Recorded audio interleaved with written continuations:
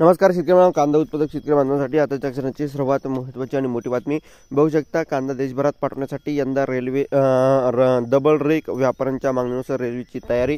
काय त्या संदर्भातील महत्त्वाचे अपडेट थोडक्यात आपण या व्हिडिओच्या माध्यमातून बघणार। कांदा निर्याती संदर्भातील महत्त्वाचे अपडेट आहे, शेवटपर्यंत नक्कीच व्हिडिओ बघा। व्हिडिओ जर आवडला तर नक्कीच लाईक करा, विसरू नका। तुम्ही चॅनलवर नवीन असाल तर या ठिकाणी बघितलं हवामान आपल्या यूट्यूब चॅनलला सबस्क्राईब करायला विसरू नका।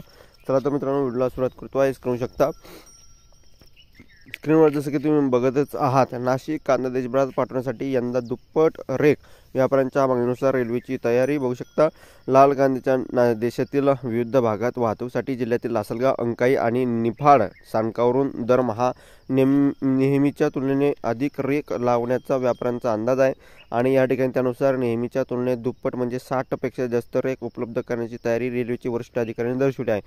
रेल्वेतून कांदा वाहतूक करण्याच्या विषयावर मुख्य वाणिज्य प्रबंधक अरविंद्र मालखेडे आणि वरिष्ठ मंडळ वाणिज्य प्रबंधक अजय कुमार यांच्या उपस्थित कांद्याच्या व्यापाऱ्यांची नुकतीच बैठक झाली। यावेळी व्यापाऱ्यांनी नोव्हेंबरच्या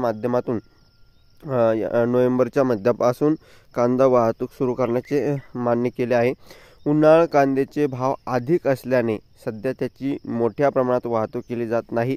ऑक्टोबरच्या प्रारंभापासून नवीन कांदा येण्यास सुरुवात होईल। यंदा पाऊसमान चांगले राहिल्याने कांद्याचे उत्पादन लक्षणीय वाढ होण्याचा अंदाज आहे। त्यामुळे कांदा देशभरात पाठवण्यासाठी रेल्वेचे रेकची संख्या अपुरी पडू शकते, यामुळे व्यापाऱ्यांनी लक्ष वेधले आहे। लासलगाव, अंकाई आणि निफाड रेल्वे स्थानकावरून मागील हंगामात दरमहा सरासरी 30 रेक वापरल्या गेल्या होत्या। यंदा कांदा वाहतुकीसाठी दरमहा 60 पेक्षा अधिक रेक उपलब्ध करण्याचे रेल्वे प्रशासनाने मान्य केले आहे। ही होती महत्त्वाची अपडेट तुमच्यापर्यंत पोहोचली। तुम्हाला या संदर्भात काय वाटतं, तुमचं मत प्रतिक्रिया नक्कीच मांडा। धन्यवाद। लाईक करा, शेअर करा, सबस्क्राईब करा। जय महाराष्ट्र, धन्यवाद। भेटूया पुढील व्हिडिओमध्ये, तोपर्यंत थांबतोय। जय महाराष्ट्र, धन्यवाद।